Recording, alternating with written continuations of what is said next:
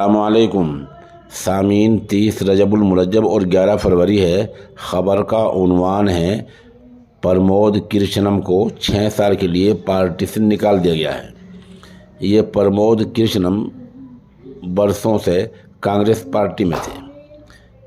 2 کام ایسے ہوئے ہیں بظاہر جن کی وجہ سے ان کو پارٹی سے 6 سال کے لیے نکال دیا گیا ہے۔ نمبر 1، جس دن سے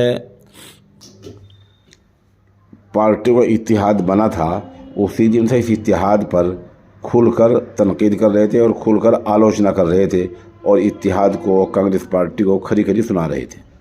دوسرے کہ 19 فروری میں کوئی پروگرام کر رہے ہیں جس میں وزیر اعظم یوگی آدتیہ ناتھ ایسے لیڈروں کو بلایا گیا ہے اور پتہ یہ چلا ہے کہ وزیر اعظم وہاں پہنچنے والے ہیں۔